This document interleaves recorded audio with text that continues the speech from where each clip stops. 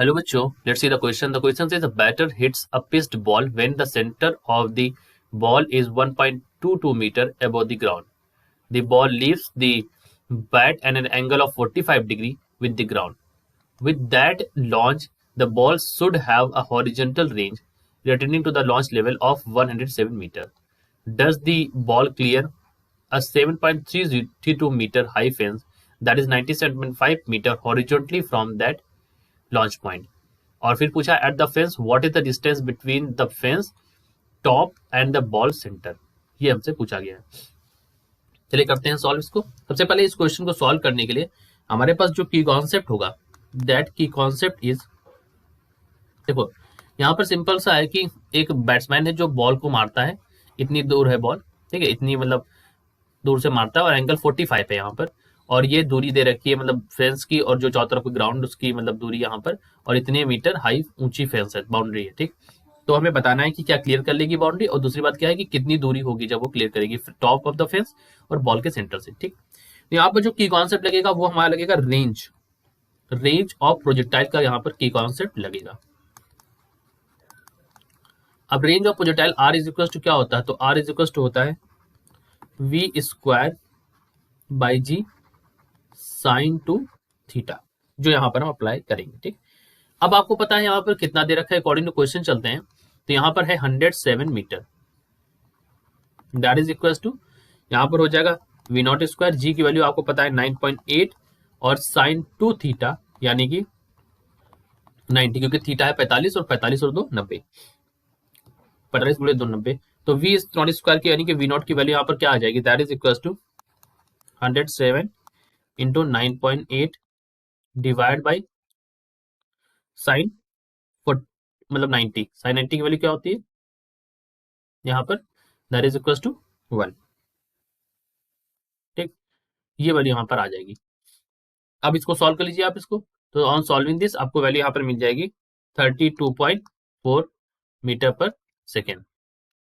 ठीक, अब अगर हमें यहाँ पर उन्होंने कहा है कि 97.5 मीटर्स जो है उसकी वहां पर है हॉरिजॉन्टल डिस्टेंस. तो अगर मैं टाइम की देखूं, time distance T is equal to क्या हो जाएगा, ये टाइम हमें आगे काम देगा, T is equal to X by V हो जाएगा एक्स डायरेक्शन में. तो ये हो जाएगा एक्स, ये हो जाएगा वी की वैल्यू यहाँ पर देखोगे तो वी कॉस 45.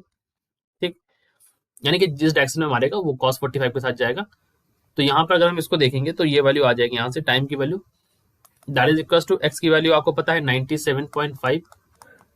ठीक है, और v यहाँ पर है, v की वैल्यू 32.4 आई गई है, और cos 45 की वैल्यू 1/√2.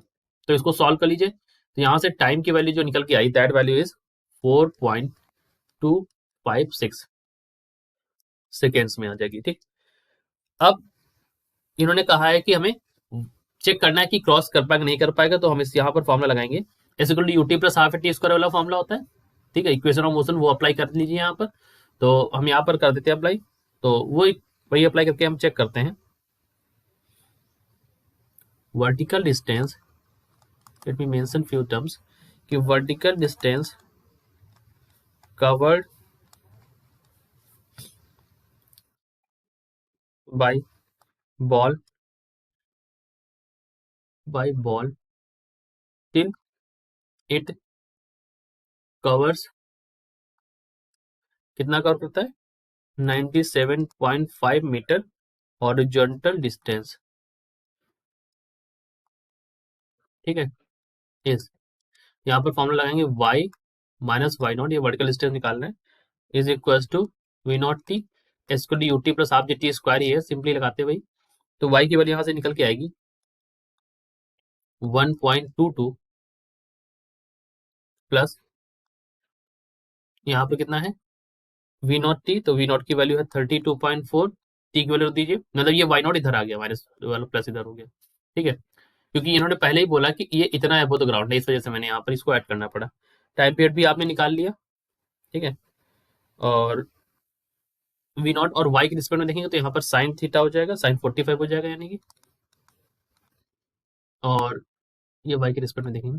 ठीक है, और टाइम यहाँ पर है 4.256, तो वो भी मेंशन कर देते हैं, माइनस हाफ ऑफ जी की वैल्यू दीजिए 9.8, और टाइम की वैल्यू जो है वही है 4.256, तो 4.256 का होल स्क्वायर।